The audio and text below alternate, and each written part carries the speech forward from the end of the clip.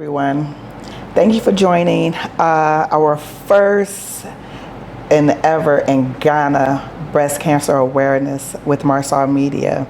I have a couple friends here. We're going to have a conversation. I'm going to ask some questions. And we're just going to enjoy the moment. The reason for this cause is because in Ghana, I noticed we don't hear a lot about breast cancer. Everyone knows October is the month for breast cancer. In America, everyone celebrates. We all know someone who has breast cancer. We always make sure we get our mammograms. So we're here to help spread the word, create a buzz, and let's have a conversation. And every Friday you can catch us here at Marsaw Media live talking to you. First of all, my name is Crystal Franklin. I'm the president of Marsaw Media. Next to me I have Yvonne. Yvonne Gale of Africa's Premium Concierge Services. I'm Al. Okay, Al. And I'm Ajua, and I am a mental health therapist and the CEO and director of Soaring to Stars Foundation. Thank you for having me for this very important topic. Yes, thank you. Thank you guys for having me, for joining me, for taking your time out today on Friday, okay? So my first question is, why do you think Ghanaians generally don't feel comfortable about talking about health? Not even just breast cancer, health period. I'll take this one. I'll say that a lot of it has to do with privacy. It has to do with how other people see them. I was told that, like, even when it comes to marriage, like, a lot of people will hide that, certain illnesses running their family because it will keep them from being able to get married. So it's like, as marriage is about families coming together, they vet the potential partner very well to make sure that there are no health issues, cancer, mental illness, so on and so forth. So a lot of it is hidden because of that. Okay. What do you guys think? Have you run into anyone that has breast cancer or even experienced having breast cancer, had breast cancer, have breast cancer, or don't know? I haven't ran into anyone that I know personally that have had breast cancer, but I do have friends that loved ones have died from it. Okay. So, but as far as on a personal level, I don't know anyone. Okay. Al? Well, as for me, I lost my small sister in 2018 to breast cancer. So it hits very close to home for me. So I'm very happy to be on this thing, even though it's not a happy occasion, to say my piece. And so for myself, Can I share about who I know? Yeah, go ahead. Oh yeah. I would like to give a shout out to my cousin Cynthia, who just conquered breast cancer, and I give her so much props because she was dealing with breast cancer the same time her husband was dealing with a heart transplant and everything. Yeah, so she fought through it in the midst of so much. So shout out to my cousin Cynthia. And her mother actually died of breast cancer, my Aunt Connie, who I never got to meet because I was really young when she passed away. And also shout out to my friend Ayana Mackins, who's in the midst of her battle in the States right now. And I also have a client who just had a double mastectomy. Wow. And this was her fourth time having breast cancer. Wow. And I did a walk with her, breast cancer awareness walk with her a couple of years ago. Nice. So I know it's a walk this Saturday. It might be hers. Actually tomorrow. Okay. It's a big breast cancer walk. Thank you for sharing that. That's quite a bit to share and to even know that many people that has breast cancer. For myself, breast cancer has run all through my family, from my mother, aunts. I have friends I can't begin to start calling all their names, but here in Ghana, I don't know anyone here in Ghana that has it. And for myself, is I am going to get my mammogram done soon. Living in the States, I think they want to tell all the women that you have breast cancer, to me. And it's always on the left-hand side, you know, and they don't, you know what I'm saying? It's like you being treated like a guinea pig. Yeah. One thing I realized going to the doctor here in Ghana, these people, Ghanaians, are very detailed. Like they get to exactly if it's you, if this what you have, they get to. You're not a test to them. They take it very, very serious. And one thing I like about their doctors here, they call you, and they check on you. So that's so important. So it's more than a business for the doctors here. So shout out to all the doctors here that's helping us and you know, on our side. It's great. I always say that I've had better health care here than I've ever had in the States. Yes, Wow. me too. And Dennis. Wow. And Dennis. Yeah. I promise you, like I went to the hospital a couple weeks ago, and when I tell you my doctor called me like 2 days later, then she called 2 days later after that, then she was like, okay, Crystal, you good? Have you finished all your medicine? I was just like, I felt like I was her friend. Like, thank you for taking your time out your busy time, you know, to check on me. So I really appreciate that. How do you think a breast cancer can die? I mean,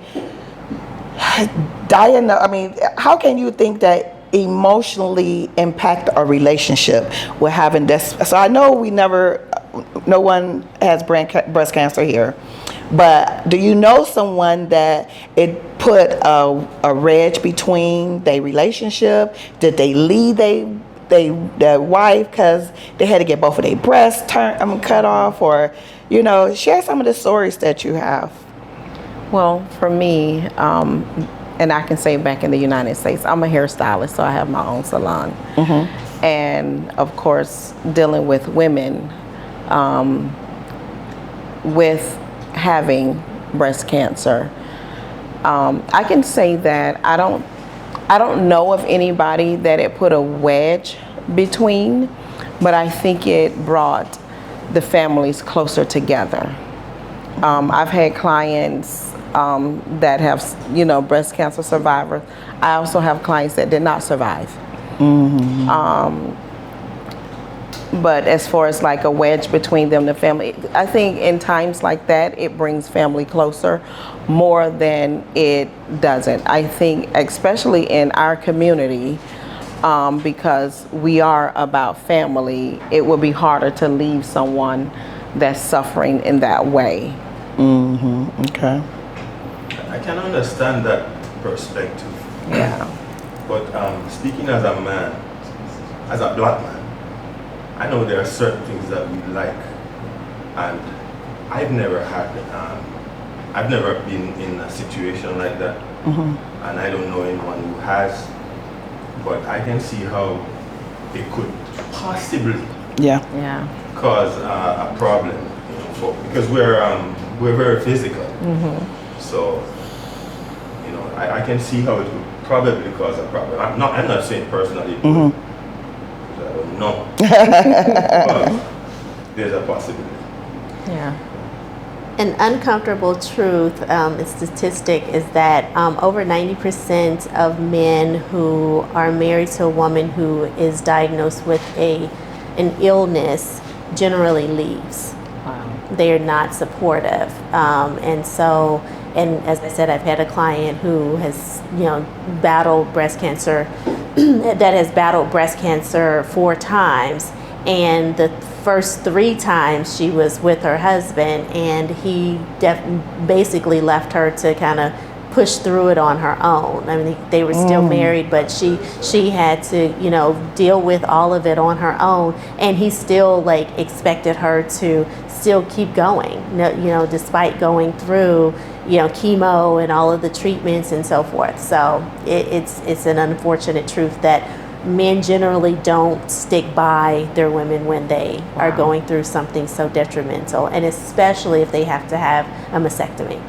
It's crazy that women, we stick next to a man Yes. through everything Yes. they go through. Yep. I mean, from colon cancer, heart attack, strokes, to Everything. whatever. Yes. We are nurturers to them. Yes. But when something comes to a woman, especially with her breast, Yes. they can't handle it. And it's not that they can't handle it. I think they're frightened. I think they're scared not to date a woman, or not to see your breasts, or to see these scars. But it's a part of life. And so once something happened to them, guess what they do? They come right back to you. Oh, you know, because you can. You just run out that challenge. They come right back to you because they know what? You're going to take care of them, right? See, though, that is why it's very important to make sure that you are with the right person. Absolutely. But how do you know? You don't know until that time comes. Well, guess what, though? We probably just need to, I'm not going to wander off in any other direction, to make sure that the person you're with is with you for the right reason. I don't know how to tell you how to do that. but I mean, there are usually signs, but we miss them sometimes because of all that cutesy stuff. The emotional attachment. So this is a question to you, since you're the only man here. How do you feel about real men wear pink? Would you wear pink to support the cause for women and October for breast cancer? And you know, so I know you will, because you had a sister that had breast cancer. But that's a conversation that you'll want to ask a man that never experienced that. Yeah. Will he rock pink? You know, just to support. Well, as a black man, for one, pink has its connotations.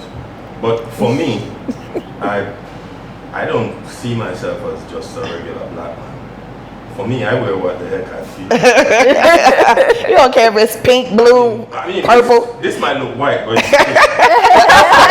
We take that. All right. But it's funny how pink has become associated with females, Yeah. because before the 50s, pink was actually a color for boys, because it was just a lighter shade of red. And so I don't know what happened where it, switched over. But one thing in Ghana I noticed and I love is that men wear all kinds of All colors. colors. They do. don't care. Now they do. don't Now care they do. about- Yeah, they're very different. They don't put like all these, these things on of it's only some people can wear this color, that color. Yeah. They don't do it, because I just saw a man with a beautiful lavender and navy caftan on. I was like, hey. Yeah, it's very attractive to me to Yeah. see men being comfortable in colors like that. Absolutely. So, yeah.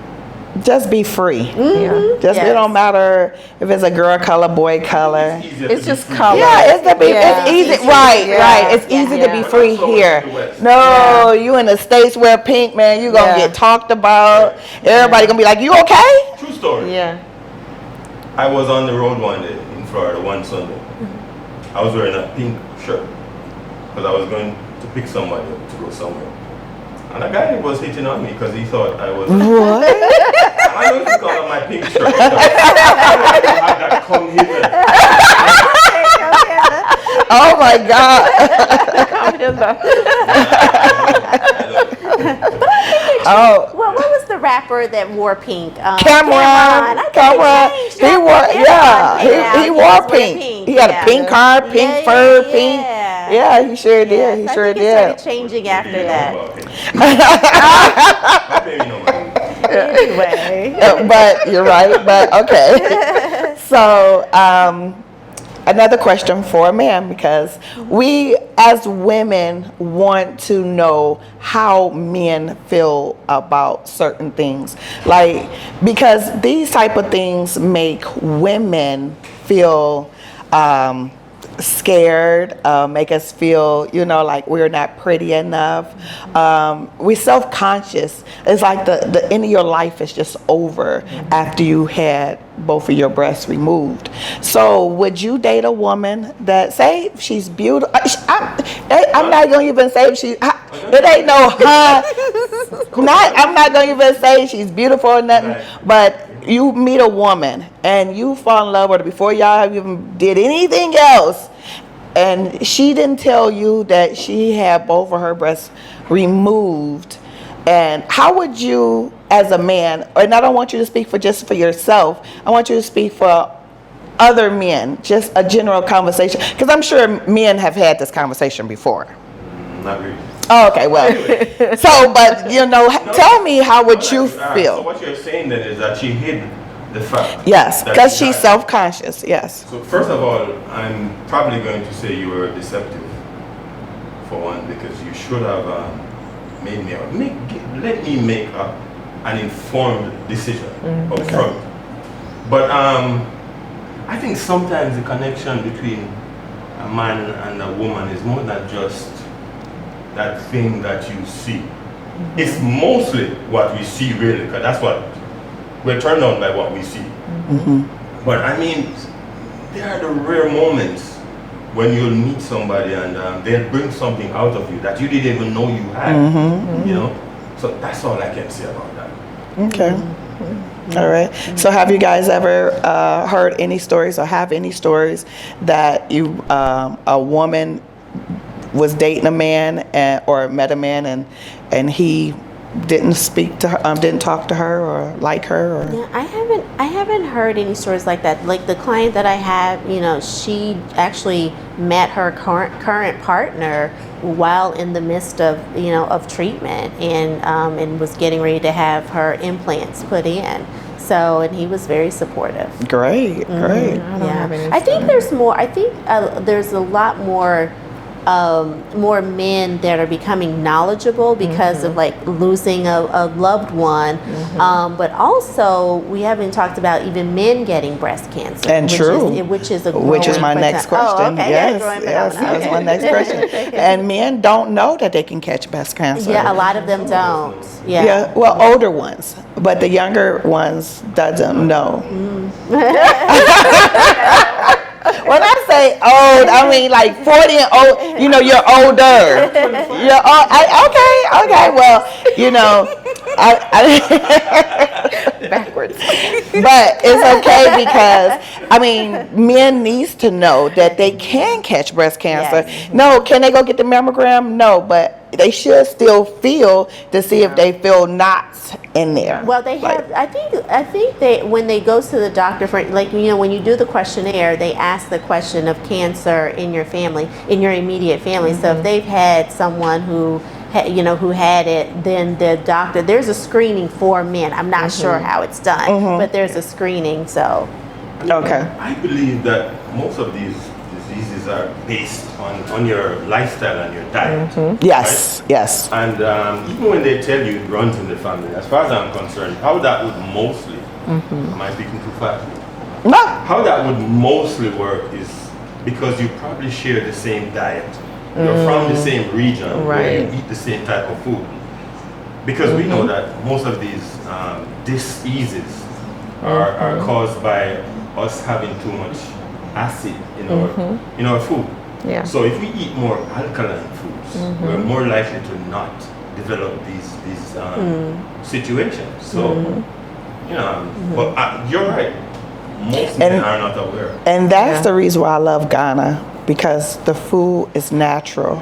Like the things I eat here, I couldn't eat in the States. So my diet has changed. And a lot of things, like crab legs, all them spices, all that seafood that we're not supposed to have, we don't get it here.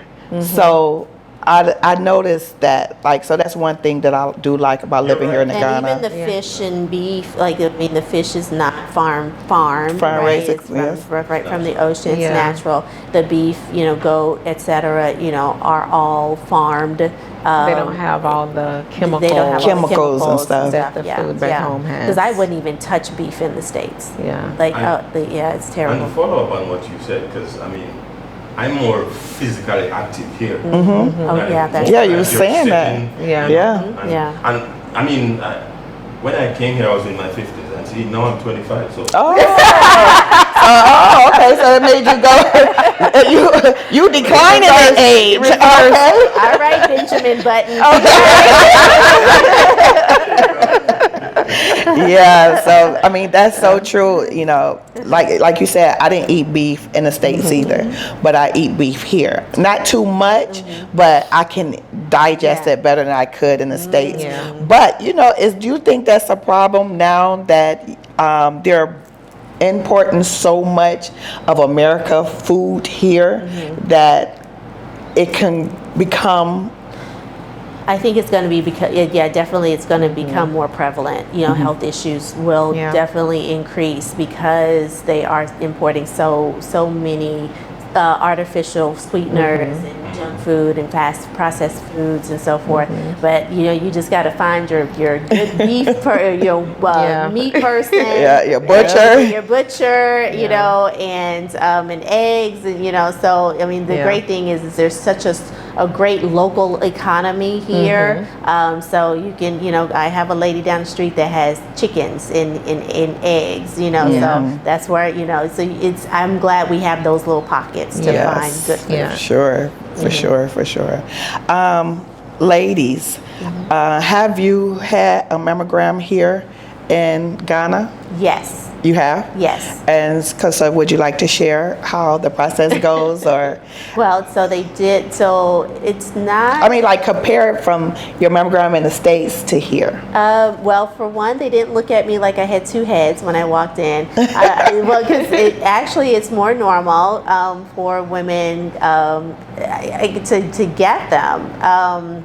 At my age, I guess because I look younger too, but when I went to get my first mammogram, they were looking at me like, why are you in here? And there's all these old ladies with gray hair and everything. They're like, you're too young to be in here. You're not old enough to be in here. And I'm like, yeah, I am. You know, so that was different. You know, there were women of all ages in the waiting room. And then, so, I mean, it was pretty much the same process. And as you said earlier, like, they're so much more thorough though. Like, and then they did the whole, you know, massage, what do you call it? The filling, yeah, and everything. And so did they use the machine? this machine, Yeah, yes. okay. I hate that thing. I hate that Oh my machine. God. I mean, they squeeze it. I mean, like, I know, and I'm getting my 50-year-old body, and so I got like fat going on the side, and so they like trying to push the fat in there. I'm like, okay, hold on. Lord. I know, like, my titty go all the way back there. And I'm like, dang, I got titties. They trying to push everything, and I was like, okay, all right. I'm like, we got it all in there now. How funny is that? You know, they do that in the States, but I'm going to get my mammogram next week. So Okay. I was wondering, like, do they do the same process? But yes, they do that in the States. Yeah. I mean, they push it from all big. I mean, like, whoa, what's back there? I'm thinking you just stand right here, you know? Like, so. Because I think a lot of times you can get lumps you have the under here. because you The have ligaments, the lymph nodes up under there. Yeah. So they were trying to get it all in there. So and that's new to me because I've always been really skinny. So you know, so now I've gotten to that age where I got my grown woman body. And so, you know, and so there's things growing in places Places that where I'm you like, can grow. I know, right? there's things that can go there, you know. So this is an adventure for me. Yeah. You know? Right. I'm excited to go get mine. So I can't wait to tell my story. Like, so do they use the cold compress? Yeah. Ooh. So yeah. I would think they would change it. Yeah. No. How? But I where mean- yeah. Yeah. So have you? I've never had a mammogram done here, but I'm due for one, so I think I'll get one done before I leave here. Yeah, Okay. yeah. Yeah. So, but no, I'm with her. I think for me, I have what's called cystic breast. So there have been a couple of times when I've been called back in, and that's scary. And so is that the same as benign? Yeah. You get like benign. They're lumpy. Like I got lumpy. That's it. No, because I have the same thing. So and then they want to go do that biopsy and put that little silver. I've never piece in had there. that. I never had to do that. I've never had that. They just would come in, and the tissue that's thicker and whatever it is, they'll take other pictures, more pictures of that to see. They squeeze tighter. Oh God! Oh God! Listen, most of this is bra. No, I'm just saying when you get it done, they squeeze tighter trying to get in there to get those lumps. But then like I don't have them where I can just flop it on the machine and then they just run. I don't have that. Right, These, yeah. a handful. Yeah. Yeah, when you don't when you don't have much, it's harder when you don't have much. That's why they kept like trying to push the extra meat off. Extra meat to put on there. Listen, I just had a birthday, so it's time for me to get one. Yeah. And Lord, I think that's out of everything that you're supposed to get tested every year. Yeah. Is one thing I hate getting tested. Yeah. That's the most uncomfortablest thing to get tested. All right. So, is there anything else you guys want to share, or any other thing you want to talk about or share, or one thing I do want to share, if you do get your mammogram done here, is 700 CDs. Oh yes, I'm with that. 700 CDs. So I think that was less than what I paid. That is perfect. Yes. Because in the States they charge you so much to get a mammogram done. Yeah. And you don't need a 2 and 3, 4, 6 month appointment. No. Like they get your appointments right then. That's another beauty about going to the doctor here.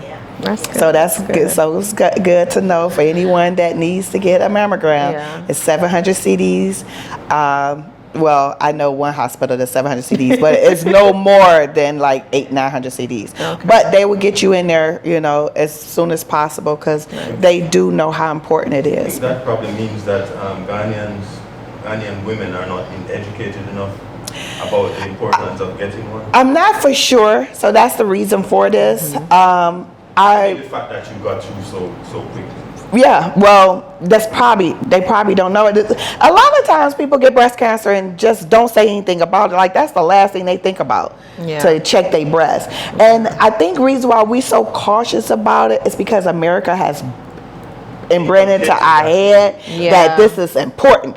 You know what I never understood is why is it that everyone in America has breast cancer on the left-hand side?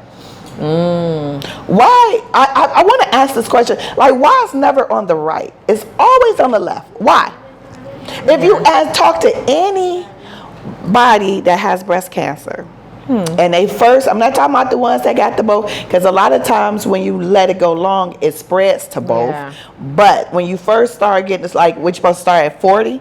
When you first start getting your breast, and you see the left nose and the benigns, it's always on the left. The right never have anything. I don't know, it's probably I never even. I don't know.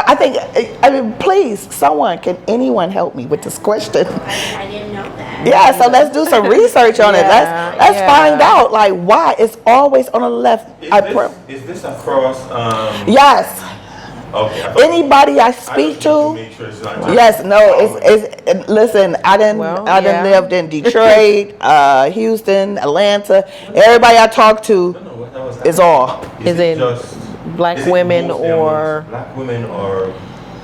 others across the board? I don't even know about black women, sorry. I apologize. I'm sorry to inject that. But no, that is something to think about. No. It's not uncomfortable. I would love to talk to any other race to have a conversation. I would love it because we don't know. Yeah. I don't know. I no one has never came out and talked about it. Again, this is a topic that no one wants to talk about. Yeah. Like, even if you have it, no one wants to talk about it. And then for myself, it's like, I don't like the attention. I don't like for people calling me every day. Yeah. Like, don't call me and say, oh, how you doing? Did you eat your food? Did you do this? Did you do this? Yeah. Leave me alone. You know what I'm saying? Because you have to process it and deal with it yourself mentally. So in order for you to deal with certain things that you have going on with your body, you you got to get comfortable with it, you know? And so if someone shares this special moment with you, just listen. I just listen. If people can listen to you without giving you their opinions, because everyone is different and everyone treats their body different. Everyone takes different drugs. Some people are holistic. Someone depend on pills. Someone just gonna just say it is what it is, you know? But sometimes when you vent, you just want to listen. Now, I'm not gonna say that you can't check on that person, be like, oh, okay, you know, hey, it's your birthday, you know, it's time to get that health, you know, go check up or whatever. Now, you could, you know, say that then, but some people just you just hate to even answer their phone. I don't even want to answer their call. A lot of people struggle with death and health issues. Different. They struggle with that. And so they don't know how to show up for someone who may be dealing with it. And so it's important that you as the individual I'm that person.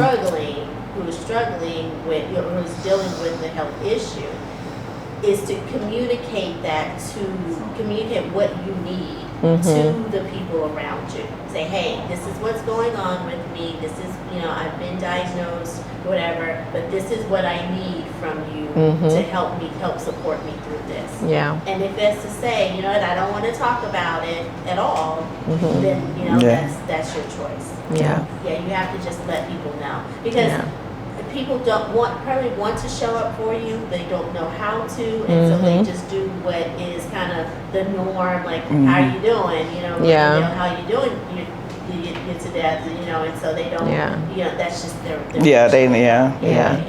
I'm that type of person. If I call you to discuss it, let's talk about it then. Don't call me every day. My staff make me take my medicine every single day, and I'd be like, I want coffee. They be like, no, you gotta take your pills. I'd be like, no, I want coffee. But I love the fact that they loved, you know, because they make sure they take care of me. So I do appreciate that. But I just want to say thank you guys. Thank you for difference between Ghana and the States, and I think another reason why it's talked about so much in the States is because it's just so prevalent. It's not as prevalent here, and I think it has to do with the environmental, you know, factors. I mean, when I go to the States, the environment alone makes me sick. Just being there, like my skin, my body changes, everything. So in here, and I hadn't even eaten yet, right? And so I think that, you know, people have to be aware of, you know, what's around you, your environments, right? And then also stress factors, like, you know, what are your stressors in your life, and how can you eliminate some of those stressors? And so, like, how you start thinking about what can I delegate to other people, or stop taking on things that are not yours. And we always want to jump in and help everybody, but we've got to help ourselves first. True. And then diet and exercise, of course. And that's easier said than done. But even if you just wake up and do some stretching, that helps, right? And, you know, just looking at what you can do as far as changing what you eat. And, you know, if you have insurance, you can get a dietitian to help you go over, like, what is good for you, what's not good for you. And, you know, a lot of people don't know your blood type is so important with your diet. I remember one time I was eating I ordered some fish. I was working in a nightclub, and I ordered some fish, and the guy said, Crystal, can you have that fish? Can you have that with your blood type? I was like, what you mean? This is what I like. I'm eating this fish. I always ate it. He said, no, you have to eat for your blood type. And so I didn't understand this. So I go looking up my blood type. I'm O positive. And I was like, whoa, I can't have that. Everything I love, I can't have. everything I love, I can't have. So I think that's so important when it comes to your diet. Yeah, a lot of people. So there's a lot of people are they're on the fence about the eating for your blood type diet because there's no scientific data to back it up. True. But I'm also one who discovered eating for my blood type, and I was vegan, vegetarian most of my adult life, and I should not have been. I'm an O negative, and I should be eating all the meat. Yes, O's eat all the meat and less vegetables. And then when I came to Ghana, and I was forced to start eating beef because I lived in Ethiopia and there's no fish there. So when I came to Ghana, like I've been eating meat and I felt the best I've ever felt. Okay. I don't know that rhesus monkey syndrome thing. I don't know. Well, yeah. Who's giving us this? But anyway, let me not delve into that. No, go ahead. We're educating, others because we don't know. Because I mean, who told you what your blood type was? It's the same people who is trying to feed us, and is also the same people who's giving us some medication. So, are we being objectively, how do I say? Are we being treated objectively or just to satisfy some pharmaceutical company? I mean, they treat us all like rats. Exactly. That's my point. I mean, that's a good question. I think, though, the discovering eating for your blood type, though, it takes away the medication. It takes away, it's like learning, like, what foods, really help your body and your blood and everything. And I also believe that, getting to know, like, your genetic background, like, and I think as Black people of African descent, whatever your descent is, you should look at what did those people eat? What did they eat? And then see if that diet works for you. Yeah. I think it's kind of a trial and error because as African Americans we don't really know specifically. A lot of us don't really know where we come from, but we are of African descent. We know that. Yes. So I think that's a place to start. Yeah. So there's some things that you can do to try to figure out what works best for you. I got one more thing to say about that. Most Black people are, which is it, the type or the, most of us are positive. And what it actually means is that we're positive for rhesus monkey syndrome, whilst people who are negative for rhesus monkey syndrome. So in essence, they're saying we're monkeys. Therefore, that's why we're experimented on so much. But the fact is that we are stronger. We are the strongest of all the groups. But we suffer from most of the diseases. Why?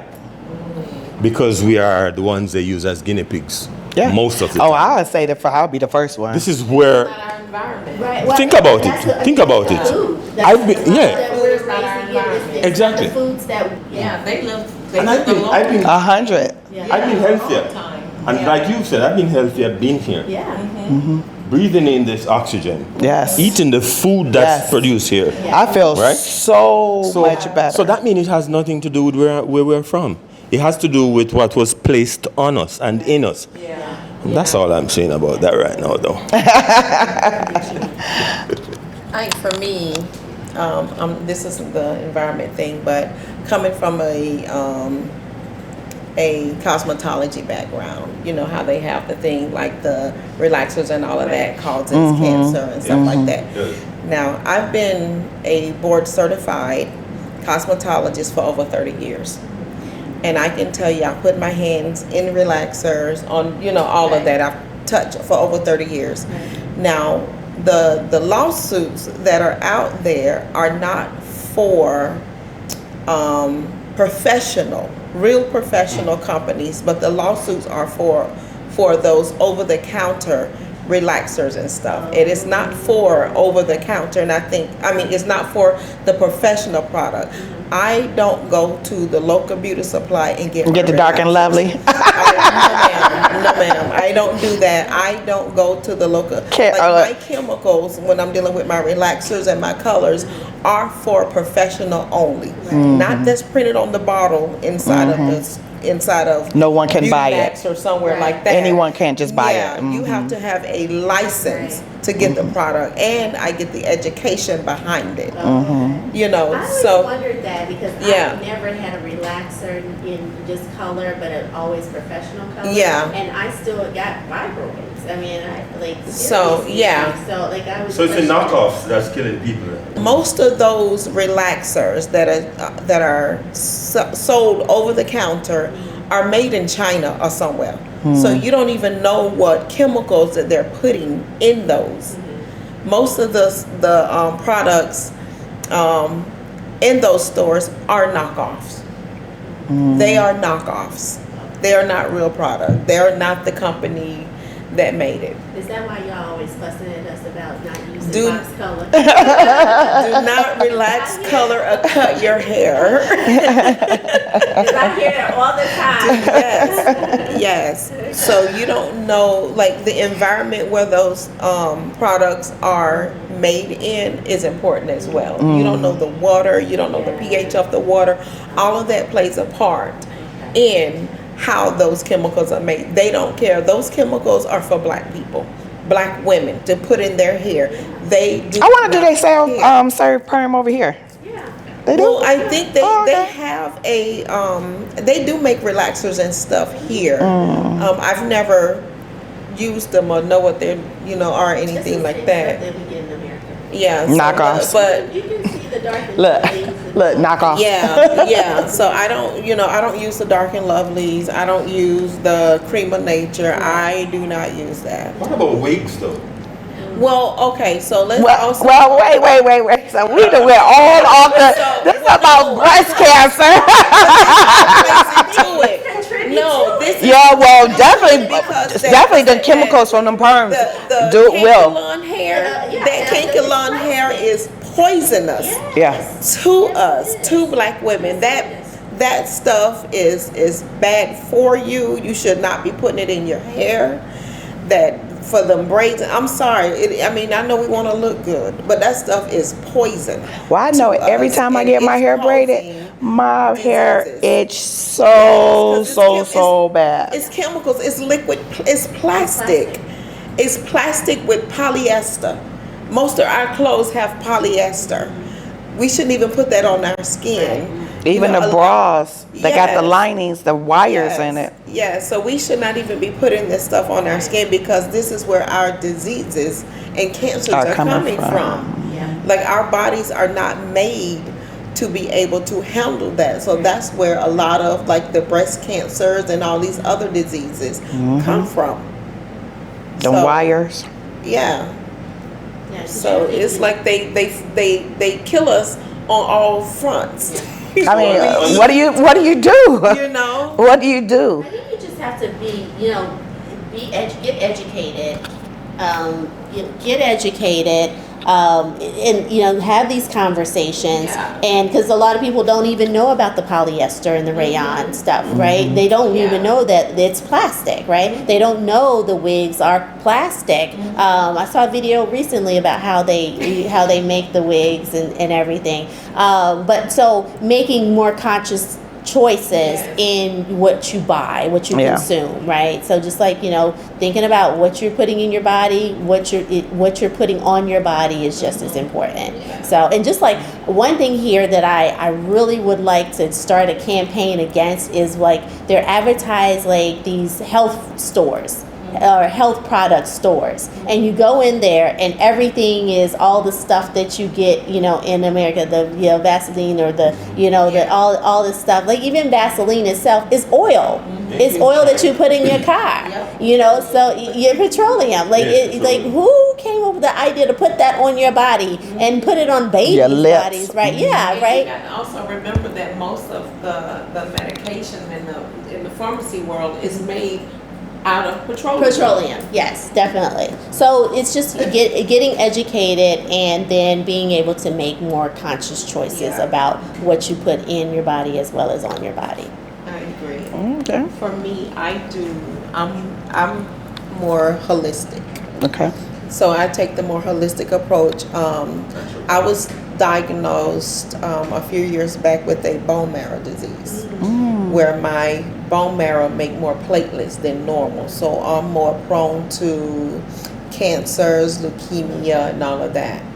So what I do is I do preventative. So I take a lot of stuff, natural stuff, for preventative. And I completely change my diet. Like I don't eat the chicken, I don't eat beef, I don't eat pork. If I eat meat, it's seafood. Every now and then I might eat a piece of goat or lamb. You know, I like that. But not often. Okay. Most times I try to be vegan because the disease, the short name is called JAK2 mutation, where my doctor was like, my gene mutated. And I was like, okay, well, what caused it to mutate? It just did. I was like, there's cause and effect. There's no, it just did. And, from how it was explained to me, it's a rare, not so rare disease, but it's mainly in Caucasian people. I'm light skinned, I ain't white skinned. Which is nothing wrong with it. Don't do it. So from that, I'm saying just do preventative stuff. Like I take soursop supplements. I take oil of oregano. I take so many supplements just to keep me at bay. From this thing not going crazy, because it's a up and down, up and down. I do believe that once I'm in Ghana full time, that I do believe that with the holistic way that I'm doing, that this will reverse itself. I do believe that every disease is curable. Yes. Holistically. Yes. So we'll put that in the universe. absolutely. Yes. Girl, it's already out there. Yes. Yes. But just a lot of things that you can do is perfect preventative care. And it's, just watching what you eat and cutting sugar out. Sugar is the biggest, white sugar is the biggest Particularly killer. that processed. That processed white sugar, it's killing all of us. That's where your cancers, that's where most Diabetes. diseases come from. It's consuming all of this sugar. So just now cut that out of my diet. Just cutting that out is. I was gonna say, because they don't sell, they sugar is different from our sugar. They, and Ghanaians don't really eat sugar. No. If something's sweet, they don't like it. So the sugar here is much different. Like even when they make cakes, I'd be like, this not even sweet. They're like, well, I put sugar in it. I'd be like, no, it's not the same sugar I'm used to. So I think it's really good and here. I think a lot of them use like the cane sugar, like you can make your own. The cane sugar, so natural, I like that. natural sugar. But it's more of, watching what you eat and having a healthy lifestyle. Sure. All right, guys. Well, thank you. I really appreciate it. I really appreciate just the conversation, just knowing, learning more different things, helping, sharing with the world about, breast cancer, other cancers, plastic, don't nobody know about that, blood types, living here in Ghana, because we're all here in Ghana, and we want to help educate everyone, or even have someone else come talk and let's share some of the things that they have to do. So guys, thank you for joining in today with Marsaw Media and friends on this Black, I'm not going to say black, I want to say black, but breast cancer awareness campaign. Make sure you create the buzz, like, follow, and share this video. And we'll be here next Friday at the same time. Make sure you tune in. Thank you. Yay!